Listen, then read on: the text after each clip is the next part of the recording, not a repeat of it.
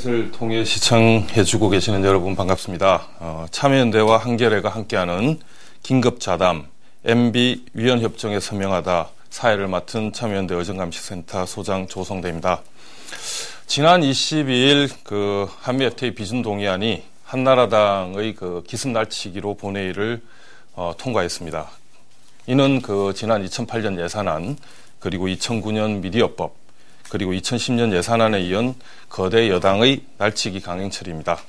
그리고 참여연대는 이를 의회주의를 포기한 폭거로 규정했었습니다. 야 5당과 한미 FTA 저지 국민운동본부는 비준안 원천 무효를 선언하고 연일 정당 연설회와 촛불 집회를 강행하고 있는데요. 그러나 오늘 오전 29일 오전 대통령은 국무회의를 갖고 한미 FTA 관련 14개 이행 법안에 서명을 했다고 합니다. 그동안 한미 FTA는 협상 초기부터 ISD, 다시 말해서 이제 투자자 국가소송제 등 여러 독소 조항들에 대해서 우리의 입법, 사법, 행정 주권이 심각하게 침해될 것이라는 사회적 우려를 야기했었는데요. 이에 한미 FTA를 반대하는 시민단체들은 비준안이 내용적으로나 절차적으로 모두 위헌이라는 입장을 제기하고 있습니다. 따라서 오늘 자담회에서는 이 한미 FTA 비준안, 그리고 처리 과정, 그리고 내용적인 측면에서 위헌적 성격을 집중적으로 살펴보고요. 그리고 비준 무효를 위한 향후 대안들을 놓고 집중적으로 고민해보는 시간을 갖도록 하겠습니다. 자담의 내용이 일테면 내용이나 절차의 위헌적 성격을 토론하기 때문에 주제 자체가 다소 무겁게 느껴질 수 있을 겁니다. 그리고 아울러서 법률 용어들이 상당히 많이 제기될 수 있기 때문에 되도록이면 좀 쉽게 시청자님들께서 이해하기 쉽게 쉬운 말로 좀 해주시길 바라고요. 그리고 인터넷으로 생중계되는 자담이니만큼 그동안에 주로 이제 내용적인 이런 불평등함은 많이 제기되어 왔는데, 일단 좀 절차적인 문제에 있어서 어느 정도 문제가 있는지 이런 것들을 한번 시청자 여러분들과 함께 대안을 마련해 보는 자리가 되었으면 좋겠습니다. 이 토론은 한이TV 채널과 참여연대를 통해서 이렇게 방송이 되고 있고요. 그리고 시청자 여러분들의 의견을 보내주실 수 있습니다. 적극적인 참여 부탁드리고요. 먼저 간략하게 내용의 문제점들을 좀 살펴보는 시간을 갖도록 하겠습니다. 좀 짧게 이렇게 시청자님들께서 좀 이해하기 쉽게 좀 정리를 해주셨으면 좋겠습니다. 먼저 이태호 처장님, 네. 내용적으로 어떤 문제가 있는지 한번 말씀해 주시겠습니까? 예, 날치기 처리된 이후에 정부에서 한미 FTA를 홍보하면서 체리 가격 싸진다는 얘기 많이 하잖아요. 우리 소비자들이 체리를 좀 싸게 먹을 수 있게 됐다는 건데, 분명히 체리 가격은 떨어질지도 모르겠습니다. 다만 체리 가격이 떨어진다는 것보다 더 분명한 사실은 한미 FTA로 우리 농업이 전체적으로 토대를 잃게 되고, 농업인뿐만 아니라 중소 영세상인들, 그리고 나아가서 사실은 대기업과는 달리 국제적 경쟁력이 특히 미국과의 경쟁에서 취약할 수밖에 없는 중소기업들도 대부분 위태롭게 된다는 것이죠. 근데 이렇게 국민 대다수가 불이익을 입는다는 것만큼이나 또 중요한 것이 사실은 그래서 이렇게 피해를 입는 계층에 대해서 혹은 앞으로 계속될 어떤 양극화 때문에 취약해질 우리 대다수 국민들을 위한, 그리고 국가를 위한 공공정책을 만들거나 혹은 새롭게 수정할 수 있는 권한이 근본적으로 제약된다는 것이죠. 아까도 언급해 주셨습니다마는 한번 개방하면 다시 후퇴할 수 없도록, 특히 서비스나 투자 분야에서 그렇게 한 조항이 있고, 또 일부 개방 안 하겠다는 것을 미리 밝히고 그 외의 것은 모두 개방한다는 이른바 네거티브 리스트에 의한 협상, 이런 것들 때문에 공공정책에서 우리 국회가 할 수 있는 일들이 굉장히 제약되고 우리 정부가 할 수 있는 일들이 제약된다는 것이겠고요. 그러면 ISD는 대통령도 인정한 것이지만 사법주권, 그리고 국회가 정한 정책과 법률이 대상이 될 수 있기 때문에 입법 주권을 전체적으로 침해하는 조항이라고 할 수 있겠습니다. 너무 많이 이야기하면 시청자님들께서 좀 네, 어지럽게 3분이 생각하시니까 대충 정리하면 뭐 첫 번째가 대기업은 좀 이익을 볼 수 있으나 전반적으로 중소기업, 중소영세 상인 그리고 농업, 농민 이런 분들이 손해를 보는 조약이 아니냐. 그리고 두 번째는 뭐 공공정책에 있어서 우리의 주권을 심각하게 훼손당하는 거 아니냐. 이런 문제 제기인데요. 특히 제가 지금 이야기를 끄는 건 그 ISD 부분인데요. 그 이유는 뭐냐면 최 의원님께서 ISD 부분을 줄기차게 제기를 해오셨기 때문에 좀 더 이렇게 쉽게 그 ISD 부분을 좀 정리를 해주신다면 왜 독소 조항이라고 이야기를 하는지.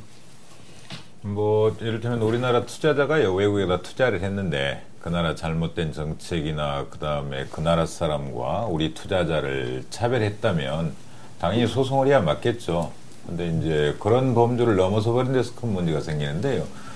근본적으로 우리는 수용에 대한 규정이 대단히 제한적입니다. 직접적으로 그 사람 토지나 재산을 확 빼앗아간 경우에만 소송을 하도록 될 수 있는데 간접적으로 어떤 행정조치를 취했는데 부수적 효과라 반사적 효과라 사실상 그 사람 재산권에 피해를 미친 경우에도 합법적으로 수용한 걸로 보고 완전한 보상을 해주라는 게 미국 판례법의 이제 섭리거든요.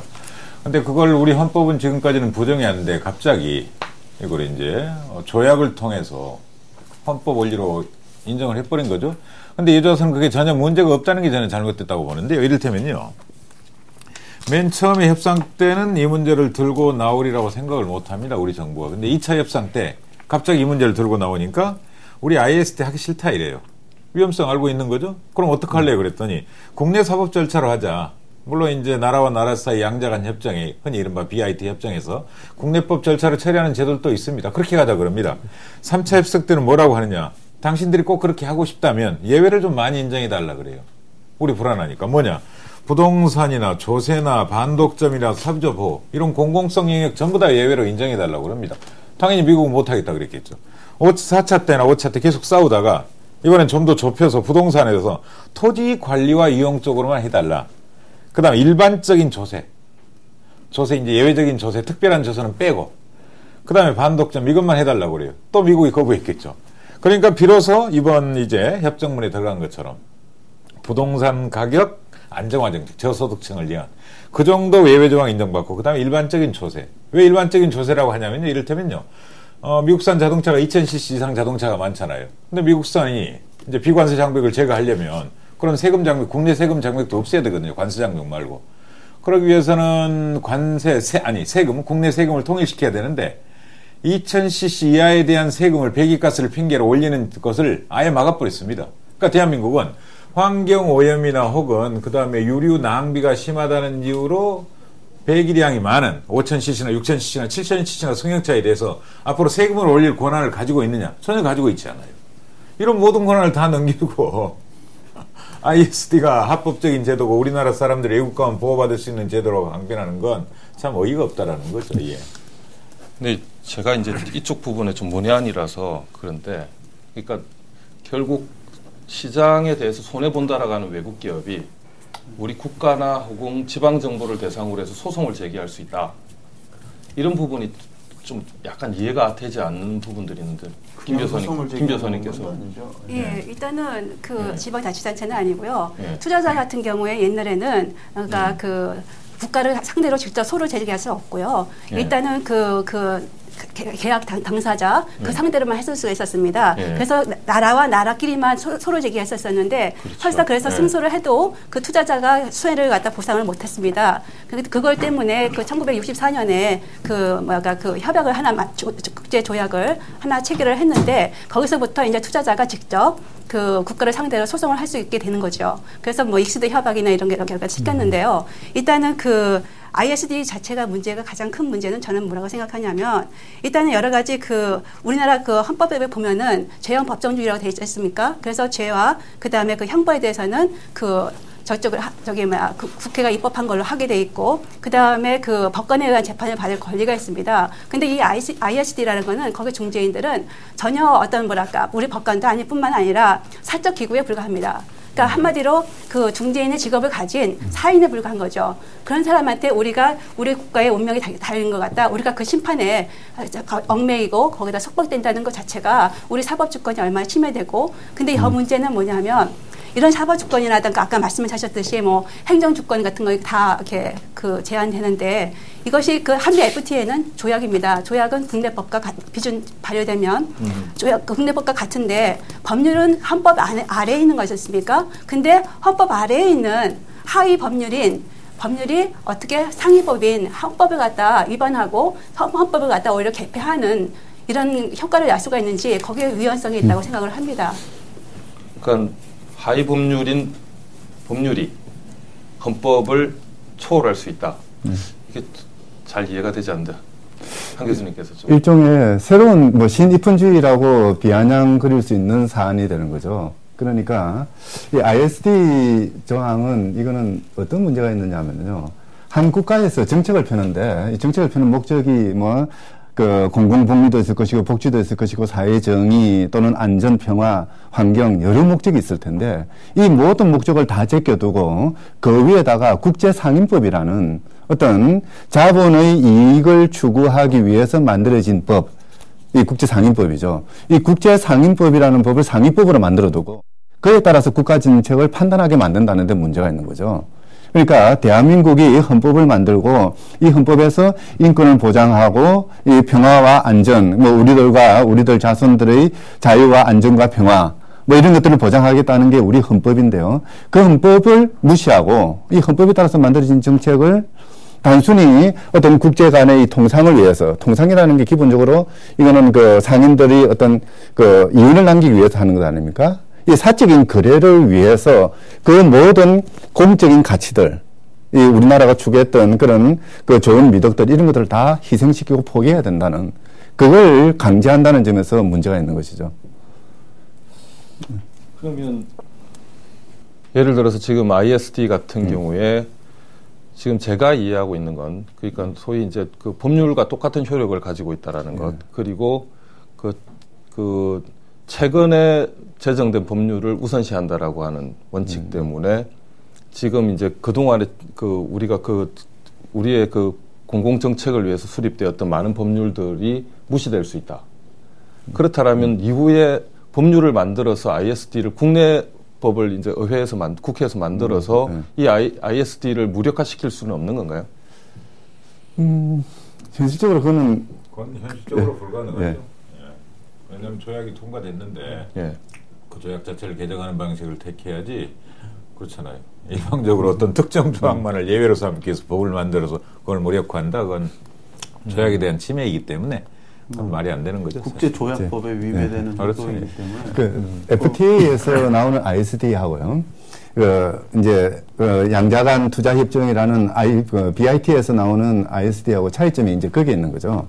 양자간 투자협정 같은 경우에는 그게 혹시 ISD 같은 것들을 조금 무시한다든지 좀 위반한다 하더라도 당장 어떻게 그 당사국에서 제재를 갈 방법이 없습니다. 근데 한미 FTA 같은 경우에는 너무나 포괄적인 통상협정이 되다 보니까 어느 한 조항이 조금 위반되었다, 당사국이 마음에 안 든다 그러면 다른 조항을 통해서 보복할 수 있는, 무역 보복을 할 수 있는 여지가 얼마든지 열려 있거든요. 그래서 이 ISD는 그러니까 양자간 투자협정에서 우리나라도 몇 개를 체결했다, 그렇게 이야기하는 게 무의미하다는 게 바로 이런 가장 유효하고도 강력한 제재 수단을 갖고 있다는 점이죠. 그게 조심해야 될 부분인 거죠. 근데 그 국제 중재에서도요. 네. 보면은 가장 중재에서 이제 그 중재 판정부를 가지 않습니까? 그러면 가장 제일 먼저 큰 문턱이 뭐냐면 상대방의 그 관할권입니다. 중재로 판단을 할 수 있느냐 없느냐를 따지는 게 가장 제일 큰 관건이고, 그 관건 중에서 제일 중요한 게 뭐냐면 상대방이 동의를 했느냐, 당사자가 동의를 했느냐가 가장 중요하거든요. 그래서 그 동의가 없으면 중재를 갈 수가 없습니다. 그런데 그 한미 FTA는 미리 사전적으로 한미 FTA에 관련된 모든 사안에 대해서 IS 위반이거나 그렇게 되면 ISD 가는 것 자체를 미리 협정 체결만으로 다 동의해 준다는 거죠.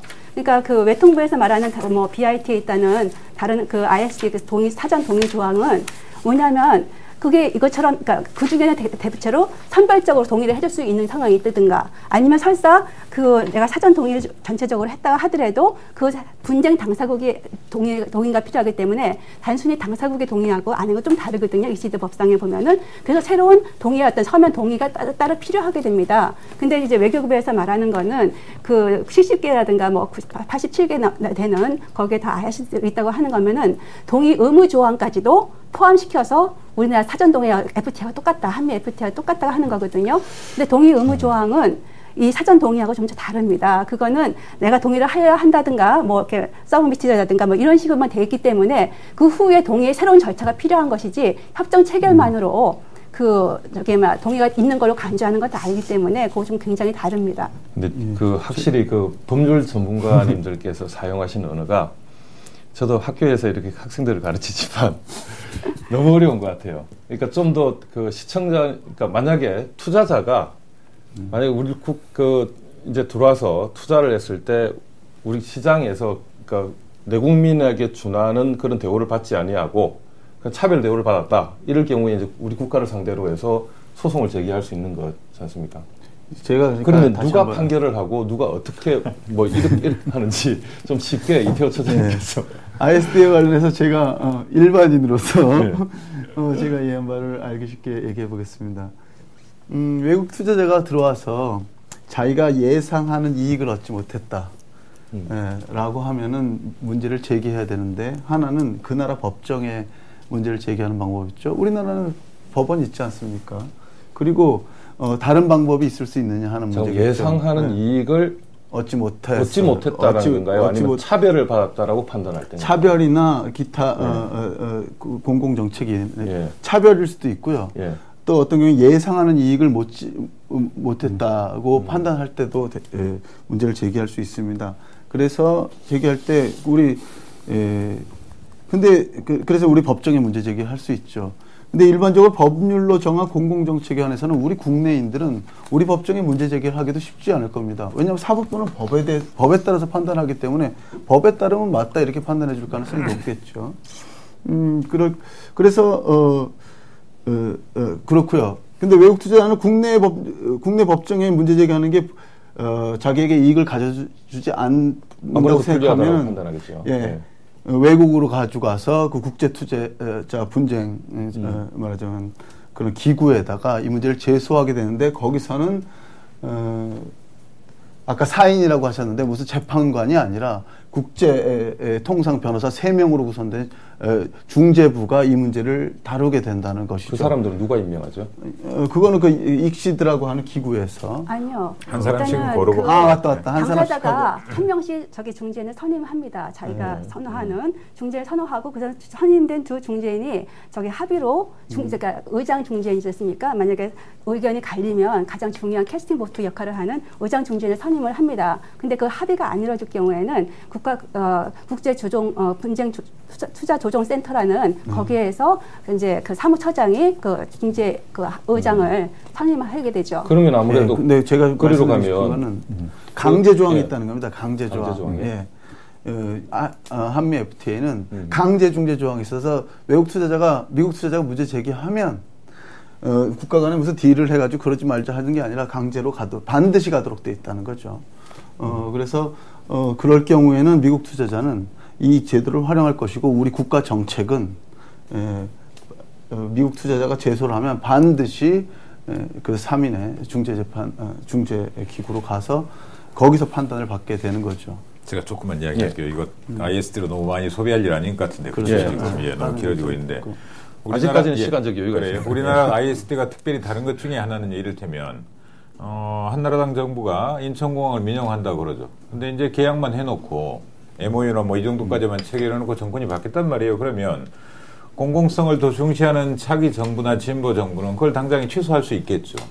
그러면 그때 지금까지는 외국인 투자자는 과연 이걸 가지고 ISD로 끌고 갈 수 있느냐? 할 수 없었습니다. 근데 이제는 할 수 있어요. 계약 위반 자체를 ISD라는 소송 자체, 우리나라 국내법원에 전에는 소송을 했는데 이제는 ISD라는 외국 소송 절차를 끌고 가버리는 거죠. 그 다음에 또 하나 의회는요. 이건 우리나라만 있는 겁니다. 방금 이건. 투자 계약을 별도로 명문화해가지고 가장 넓은 의미의 ISD를 인정한 대단히 독소 조항이죠. 그 다음에 또 하나는요. 알마티라는 시가 있는데 어디 수도죠. 근데 그 나라가 이제 주상복합 빌딩을 지으려고 미국인 투자자한테 땅을 팔았습니다. 땅을 팔고 중앙정부에 승인 요청을 하니까 야 니들 그 땅을 왜 팔았냐. 그건 국립수목원 부지잖아. 이래요. 하지마 그랬어요. 그러니까 외국인 투자자는 우리나라 이를테면 우리가 외국에 그런 투자를 했는데 알고 보니까 국공이 지었다. 그럼 당연히 물러서겠죠. 그리고 그 사람과 사적 민사소송을 해결하겠죠. 근데 이 사건도 미국인 투자자는 당연히 ISD로 끌고 가가지고 카자흐스탄 정부를 상대로 소송을 해가지고 이겨버립니다. 그러니까 상상을 해보세요. 국립수목원 부지를 산 사람의 잘못입니까? 최소한 등기부 등본, 지목 정도는 확인하고 사잖아요. 속아 샀거나 아니면 같이 사기를 쳤거나. 그렇죠. 그런 둘 중에 하나일 텐데 전에는 민사소송을 해결될 일은 국가를 상대로 아무리 수목원 부지라도 상관없어. 난 피해를 봤어. 난 기대 이익을 저버렸어. 니들 소송했으니까 물어줘. 이런 식이 된단 말이죠. 이런 식으로 기존의 사법 절차나 기존의 분쟁 해결 절차가 완전히 무력화돼 버리는 거고 국가의 공공정책에 대한 정책 수립권 자체가 언제 어디서 터질지 모르는 핵폭탄이 돼 버리는 거죠. 이러니까 두려운 거죠 지금. 예. 예, 이제 뭐 대충 내용적으로 그 파악이 되어가고 있는데요. 뭐 특별하게 좀 보충해서 말씀해 주실 것이 있다면 한 교수님. 넘어가죠. 예. 다들 이 방송에 익숙치가 않아서 예, 그 다음 주제로 한번 넘어가는데요. 그 저희가 내용은 이제 별로 많이 다루지 않기로 했던 게 이 절차적인 위헌성 그리고 앞으로 향후 헌법 소원이 과연 가능할까 이런 문제를 다루기 위해서인데요. 일단 이제 절차적인 문제로 넘어가도록 하겠습니다. 그동안 그 야5당하고 한미 FTA 저지 범국민 운동본부가 이 한미 FTA 협상 과정, 그러니까 예를 들어서 협상 개시 전, 협상 과정 중, 그리고 협상 타결 후, 이 모든 절차들이 위헌이다라고 주장을 하고 있고, 그렇다면 과연 이제 왜 위헌인지 이 부분을 좀 파악을 해봐야 될 것 같은데요. 먼저 그 김 변호사님께서 왜 위헌이라고 생각하시는지? 네, 일단 절차상의 그 위헌을 보면은 뭐 날치기 자체가 사실은 그 자체가 뭐 법률이나 여러 가지 문제가 있을 수가 있지만 뭐냐면은 그 헌법 통상의 조약을 자체가 이걸 갖다 그 국회가 그 야당 의원이라든가 이런 사람들이 거의 출석이 거의 배제됐다고 생각을 하고 그 다음에 그 사람들이 그 하면은 그 토론하고 심의하고 질의응답하는 시간도조차도 제대로 안 이루어지고 통과됐다고 합니다. 또 하면 제가 무슨 얘기를 들었냐면은 어떤 국회의원조차가 제가 그래서 이 협정문 자체를 갖다 구하기가 정말 힘들었어요. 그래서 그 국회의원한테 그 협정문 공문본 좀 얻을 수 있겠느냐 했더니 그분이 하는 말이 외통위 사람들 빼고는 다른 국회의원조차도 그거 못 받았다. 그래서 외통위에다가 좀 더 달라고 했더니 하는 말이 나는 그 돈이 없어서 인쇄비가 없어서 외통위 국회의원들조차도 줄 돈이 만들어서 줄 수가 없다. 인쇄를 할 수가 없다. 그렇게 말을 해요. 그러면 국회의원의 심의권하고 동의권을 하려면 기본적으로 이 한미 FTA가 어떠한 내용인지 알아야지 실질적인 어떤 심의가 이루어졌다고 생각을 하는데 그거에 대해서 심의도 제대로 안 이루어지고 그 다음에 그 찬성하시고 통과시킨 그 국회의원들이 이 두꺼운 그 한미 FTA를 다 보시기나 하시고 통과를 시켰는지 사실 의문입니다. 그래서 이런 심의 체결권 이거 자체를 굉장히 그 침해한 것이 자체가 위헌이라고 보고요. 국회의원의 그 권한을 침해한 거라고 보고요. 그 다음에 그 위헌 자체를 보면은 그 국회는 재정 부담이 굉장히 중대하거나 아니면 우리 주권을 제약하거나 하면 국회 동의를 받게 되어 있습니다. 근데 체결하기 시작할 때부터 동의도 안 받았고, 그 다음에 후에도 여기서 자체에 대해서 그 국회의원들이 동의할 수 있는 것 자체를 했기 때문에 헌법상 규정 자체도 어겼고요. 저는 문제 삼는 게 뭐냐면, 이렇게 아까도 말씀드렸듯이 여러 가지 헌법을 위반하는 정황과 굉장히 중대한 내용을 우리 주권을 갖다 침해하는 내용이 굉장히 많지 않습니까?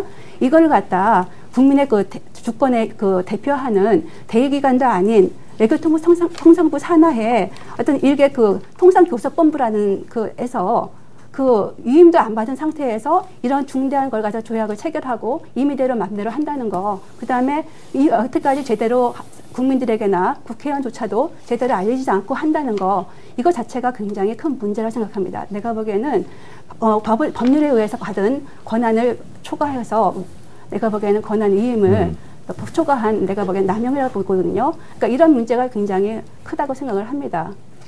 지금 지금 한미 FTA 문제가 지금 최근에 이제 22일 날 한나라당이 날치기 통과시키면서 절차적으로 문제가 있다 이런 문제 제기들을 많이 하고 있는데 좀 협상이 개시되기 전 국회 이제 헌법 60조에 보면은 체결점 비준 동의권을 국회가 가진다라고 되어 있지 않습니까? 그 중간점에 이제 한참 또 논쟁이 많이 되곤 했었는데요. 그러니까 제가 이제 시청자분들께 좀 설명을 드리고 싶은 게 미국의 의회가 가지고 있는 이 국제 행정협정이나 조약에 대한 권한과 한국 국회가 가지고 있는 권한이 상당히 차이가 나는 걸로 알고 있어요. 그러니까 국제 조약을 체결하는 협상 개시 전부터 시작해서 그걸 좀 한 교수님께서 좀 시청자 여러분들께 좀 설명을 좀 해주시면 우리 김영순 변호사님이 좀 더 잘 정리해 주실 것 같은데요. 돌아가면서 말씀하시죠. 제가 정리를 해보고 다른 분들 좀 보충해 주시죠. 저는 이제 한미 FTA 번국본에서 한 5년간 국회 담당을 했습니다. 그래서 법리적인 문제도 문제지만 그 진행 과정을 쭉 지켜봤어요. 이거 좀 답답한 것도 있고 어떨 때는 최재천 변호사님 잘 알겠습니다만 굉장히 울분이 터져 나오는 일도 있었는데 이런 식입니다. 2월 3일 날 2006년 2월 3일 날 우리가 협상 개시한다고 한미 외교 당국이 발표를 했어요. 그런데 그 대표단들이 발표하려고 미국에 다 떠난 다음에 2월 2일 날 한미 FTA 할까 말까 공청회를 한다고 소집을 한 겁니다. 그러니까 농민들이 이거 말이 안 된다. 벌써 한다고 선언해 놓고 농민들한테 공청회를 이제 하자 그러면 말이 되느냐 하고 항의를 해서 공청회가 사실 무산됩니다. 근데 미국은 아까 지금 불균형 얘기를 하셨는데요.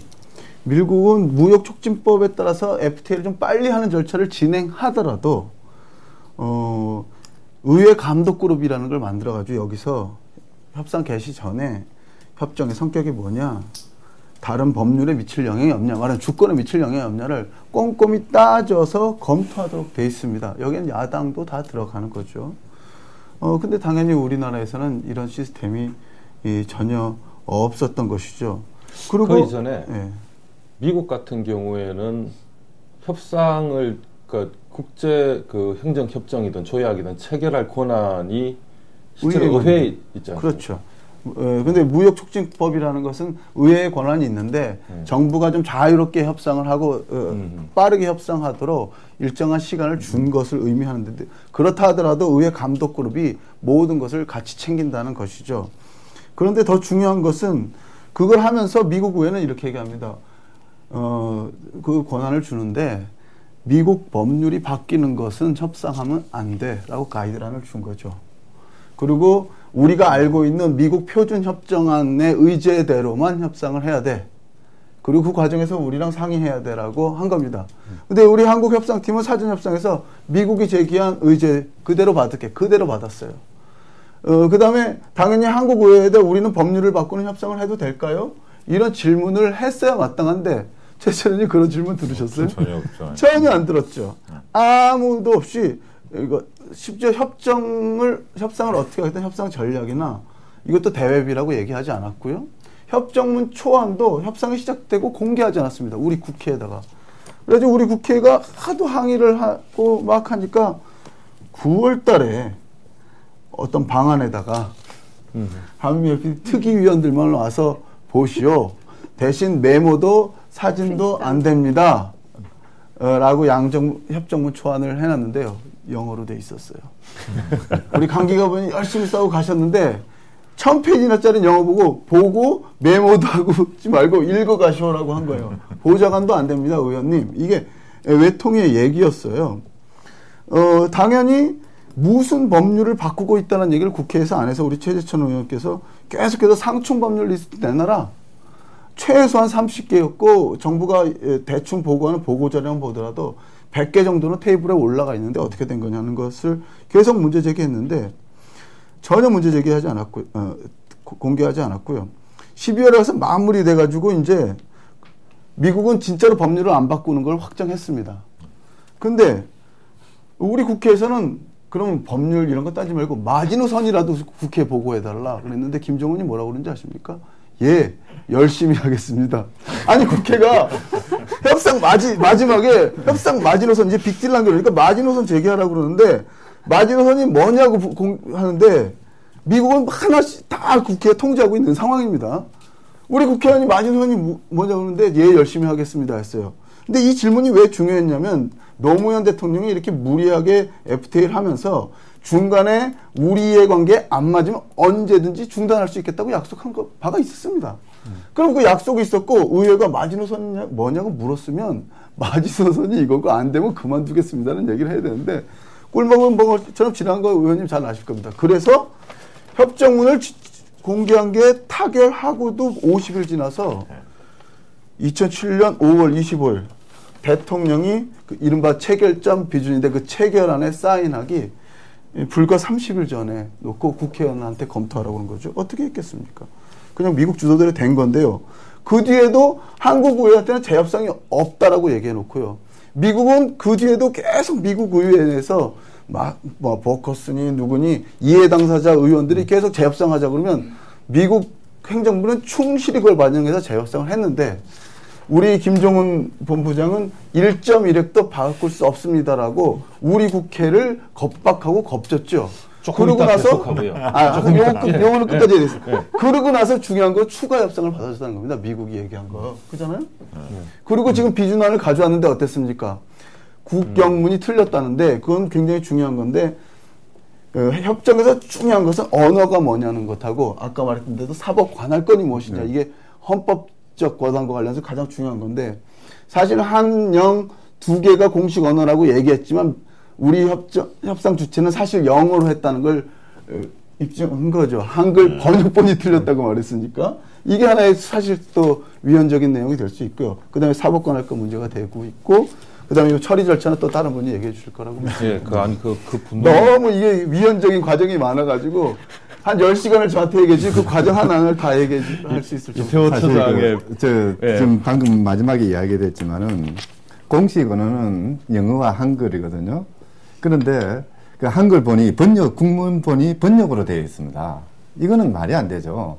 그러니까 정본이 영어와 그 국문이라고 한다면은 번역이 아니라 이것은 똑같이 같은 언어로서 통상 협상이 돼야 되는 거죠. 근데 번역상의 오류도 상당히 많이 지적이 되어 왔지 않습니까? 그런데 이제 그게 한글 번역이 오류가 있는 건지 영문본이 오류인 건지 이거는 둘 다 정본이기 때문에 무엇이 오류라고 이야기할 수 없는 상황입니다.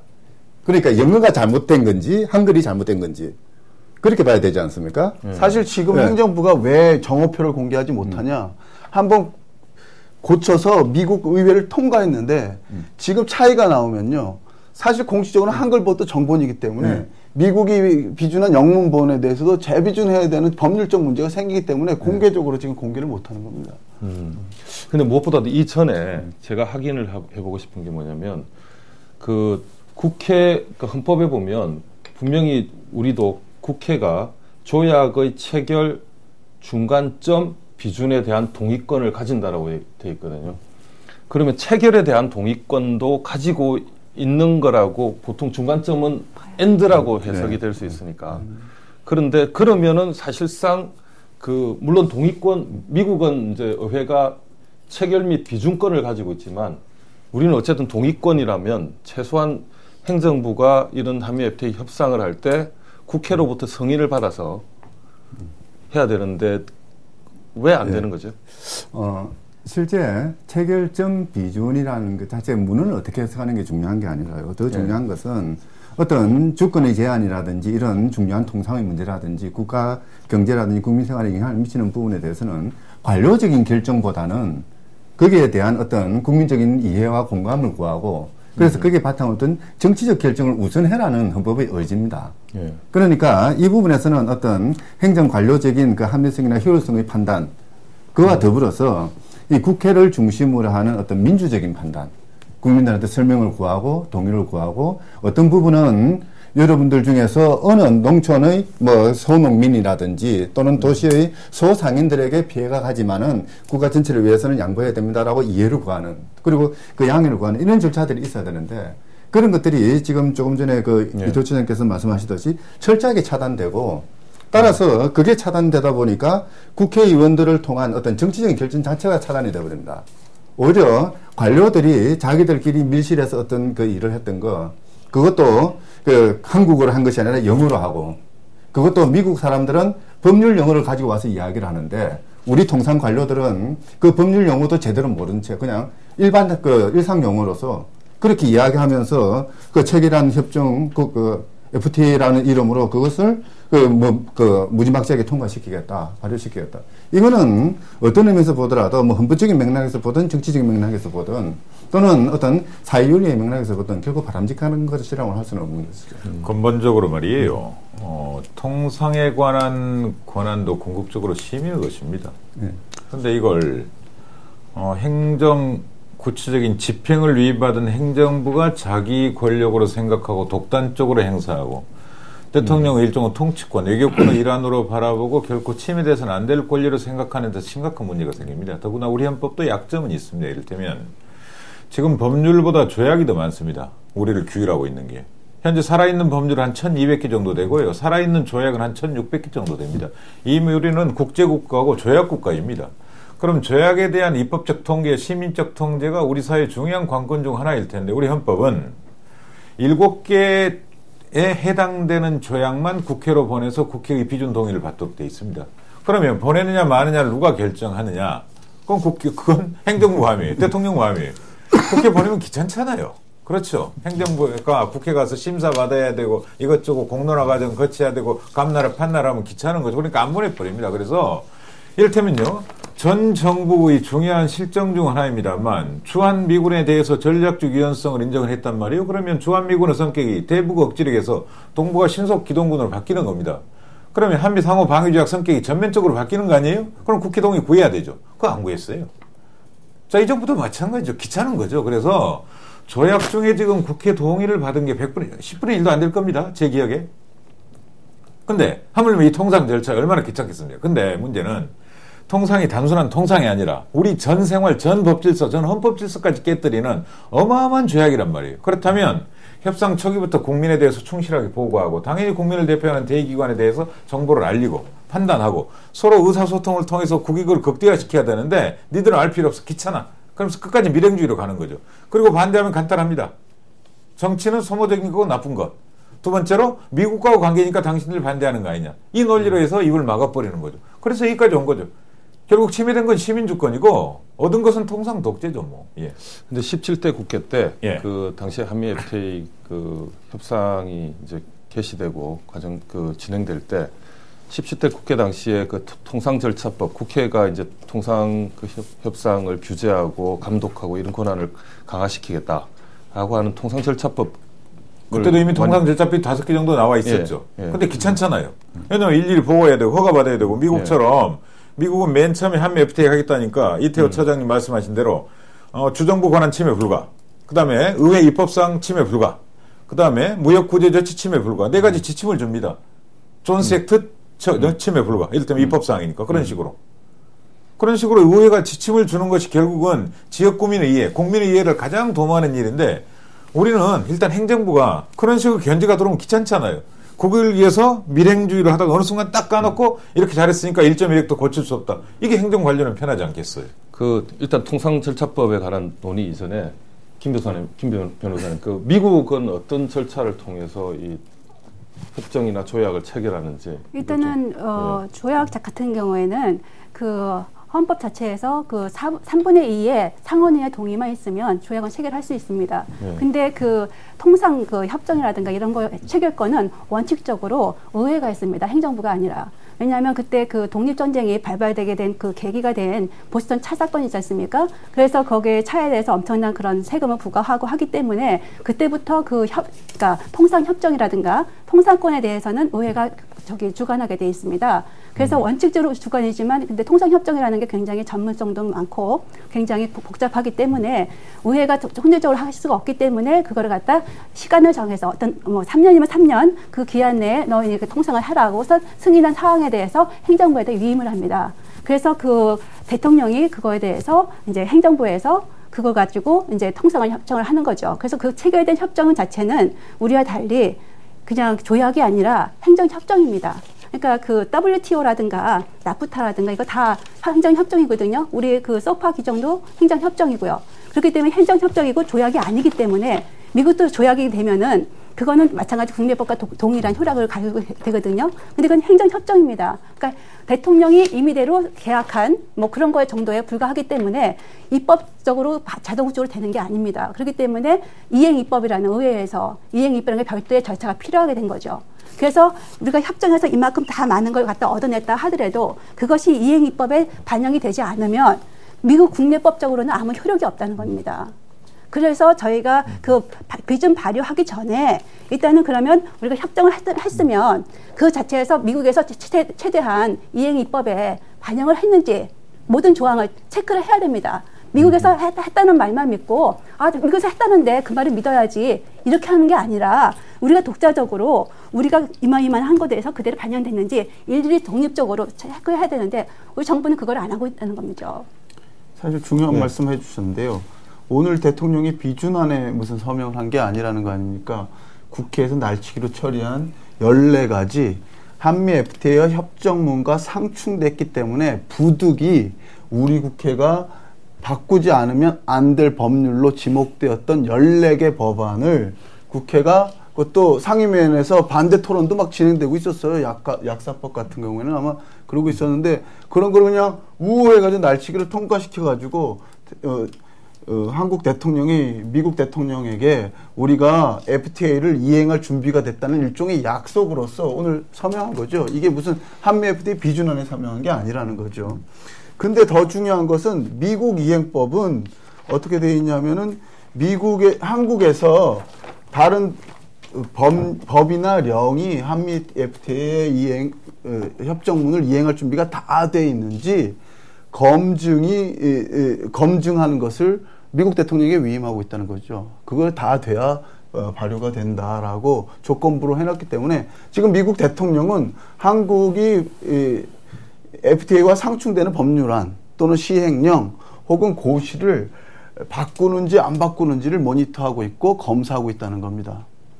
네. 근데 더 중요한 거는요. 지금 그래서 오늘 대통령이 우리 이만큼 바꿨어 하고 미국 대통령에게 말해서 선언을 한 건데 그럼 미국 대통령은 지금부터 한국 정부와 국회에 대한 숙제 검사를 하고 있는 반면에 우리 국회는 지금 우리 정부는 미국에게 숙제 검사를 받고 있는데 정작 우리 국회는요 아직도 한미 FTA로 어떤 대통령령이 바뀌는지 공개받지 못했어요. 어떤 고시가 바뀌는지 통보받지 못했습니다. 그리고 상충 법령도요. 지난 국회 끝장 토론에서만 지금 정부가 말하는 24개 말고 한 3개가 더 발견됐어요. 그런데도 우리 국회는 모르고 있다는 거죠. 더 중요한 것은 미국 이행법은 60조인가요? 80조인가요? 그것밖에 안 되는데 미국은 그러면 자국 법으로 이 협정문을 이행할 준비가 돼 있느냐 우리 정부가 검증해야 되는 거 아닙니까? 거꾸로. 그리고 검증이 다 될 때까지는 우리도 발효가 되지 않았다고 말해야 되는 거 아니겠어요? 미국이 이행할 준비가 안 돼 있으니까. 근데 우리 정부는 미국이 FTA를 이행할 준비가 되어 있는지 미국 법령, 미국 주법, 미국의 고시들을 검증하는 작업을 안 하고 있고 발효를 서두르고 있습니다. 이래가지고 어떻게 이 통상의 분가성이 이게 되겠습니까? 제가 좀 덧붙이죠. 미국은요 비준 발효일로부터 1년 이내에만 행정 조치들을 바꾸면 돼요. 근데 미국은 늘 말씀드리는 대로 법을 바꿀 필요가 없어요. 그렇잖아요? 다만 법 바꾸는 건 하나 있죠. 관세법. 관세가 내려가니까. 그 다음에 물품 수수료라는 게 있거든요. 수출입에. 그 수수료를 낮추는 법은 바꿔야 돼요. 그리고 나머지는 법이나 시행규칙이나 행정명령이나 행정관행까지도 바꿀 수 없다는 게 규정한 게 이 FTA 미이행법입니다. 일체 바꿀 수 없다. 맨 조문의 첫 번째는 무역구제 조치, 일체 법과 행정조치, 행정관행 바꿀 필요 없다. 그다음에 뭐 의약품 하나도 바꿀 거 없다. 전부 다 조문 첫 번째는 그렇게 시작을 해요. 근데 창피하게 우리는 모든 법을 다 바꾸잖아요, 지금. 우리가 지금 한미 FTA 이행법 비준을 서명했다. 뭐 한미 FTA 법안 이행법이라고 그래? 한미 FTA 이행법안을 비준했다. 이건 정말요. 이런 식의 네이밍을 한 것 자체가 대단히 부끄러운 일입니다. 왜냐하면 조약을 통과시키면 그만이지. 왜 우리가 법을 바꿔야 됩니까? 미국은 바꿀 이유가 없는데. 그러니까 이건 누구를 위해서 바꾸는 거냐? 미국을 위해 바꾸는 겁니다. 왜냐하면 미국 FTA 이행법 제101조에는 이렇게 되어 있습니다. 대통령은 미국 대통령 오바마는 대한민국이 협정 발효에 시행되는 협정의 이 한미 FTA 협정 이 각종 규정들을 준수하기 위해서 필요한 조치를 취했다고 판단해라. 이걸 다 검토를 해라. 모니터링을 해라. 이태우 처장 말씀대로. 그런 다음에 이게 다 됐다고 판단되면 그때 우리한테 서면으로 보내주라 이거예요. 그리고 비로소 한국 정부와 노트를 교환해서 발효시키라는 거예요. 그러니까 우리는 지금요. 누구에 대한 숙제를 하는 거냐. 한미 FTA가 우리나라에 미칠 악영향에 대해서 후속 대책에 대해서 시민들을 상대로 숙제를 하고 있는 게 아니라 이 규정을 지키기 위해서 우리는 이렇게 법도 바꾸고 시행규칙도 바꾸고 행정명령도 바꿨습니다. 그 절차를 지금 밟아가는 거예요. 그러니까 누구를 위한 이행법에 대한 비준한 거냐? 노골적으로 말을 하면 미국에 대한 숙제, 미국 대통령을 향해서 우리는 당신들과 이 협정을 하기 위해서 성기를 과제로 쇠고기 풀었던 것처럼 이렇게 지금 법과 제도를 바꾸고 있습니다. 보십시오. 이겁니다, 지금. 아니, 근데 국민들은 네. 좀 이렇게, 이게 궁금할 것 같은데, 미국은 한미 FTA가 행정협정이고, 따라서 법률을 개정할 필요가 없고, 이행 법률만 만들어서 시행하면 되고, 그래서 국내의 공공정책이나 이런 것은 전혀 손대지 아니하고도 한미 FTA를 실시할 수 있다면, 우리는 이제 국내법에 준한다라고 하셨는데, 우리도 그냥 행정협정으로 해서 그냥 그렇게 하면 안 되나요? 그건 양국 입법 차이가 조금 다른 데서 오는 혼선에 불과한 거고요. 쟤네들도 이행 법안을 만들어서 한미 FTA 협정을 국내 법으로 편입시켰기 때문에 그건 사실상 미국에서 법률적 효력을 갖는 건 맞아요. 우리는 헌법에 아예 그걸 못 박아버렸고 쟤네들은 이행 법률을 통해서만 자기네 법 체계로 들어가는 그 제도적 차이일 뿐입니다. 문제는 근데 우리는 한미 자유무역 협정을 관세 인하 협정으로 착각하고, 그렇죠? 수출이 늘 거라고 생각하고 뛰어들었단 말이에요. 근데 실상 이 문제를 결정한 우리나라 최고 지도부는 당신 무슨 생각을 했느냐? 법과 제도가 바꾸는 것. 미국식이 글로벌 스탠다드니까 바꾸자고 그러는 거죠. 거기에 따라 법과 제도 바뀌는 거예요. 시민들은 속지만 맨 처음에 시행했던 사람들은 그대로 가고 있는 겁니다. 미국식 법과 제도가 들어오는데 뭐가 불만이에요? 맨 처음에 의도했는데. 그 다음에 역설이지만 미국의 국무성이나 미의회 조사국은 한국과 자유무역을 하는 것은 한국의 비관세 장벽 제거의 목표가 있다는 겁니다. 관세 끝까지 그 2.5%, 8.7% 내리는 게 목적이 아니라 한국의 법과 제도를 바꿔서 눈에 보이지 않는 법, 눈에 보이지 않는 제도 이런 걸 바꾸겠다는 거예요. 이를테면 자동차를 1998cc를 타는 사람과 2000cc를 타는 사람과 뭐 이를테면 5000, 7000 마이바흐를 타는 사람이 소비세를 달리내는 건 당연하겠죠. 근데 한미 FTA 법에 뭐라고 되어 있는지 아세요? 대한민국은 차종 간 세율의 차이를 확대하기 위하여 차량 배기량에 기초한 새로운 조세를 채택하거나 기존의 조세를 수정할 수 없다. 니들 하지 말아요. 세금은 우리가 정해준 대로만 하라는 거예요. 그래도 좋다는데 할 말 없죠. 뭐 이걸 다 찬성하는데 도대체 반대하는 입장에서 뭐라고 항변하겠습니까? 이걸 7년째 하고 있는데 알아듣지도 않고 들어주지도 않고 바꾸지도 않고 그래도 좋다고 그러는데 뭐라고 하겠습니까? 이를테면. 얘가 탈로시죠. 이게 주권 침해가 아니면 뭐예요? 가장 중요한 게 조세권하고 사람 몸뚱아리에 대한 권리 아닙니까? 재산권하고 인신보호권. 이게 인권의 역사란 말이에요. 사실 그래서 답답할 일이죠. 6년 가지고 모니터해온 사람 입장에서는 이 얘기를 하다 보면 화가 날 수밖에 없어요. 정말 죄송한데. 왜 이 얘기가 지금 시작되어야 되느냐.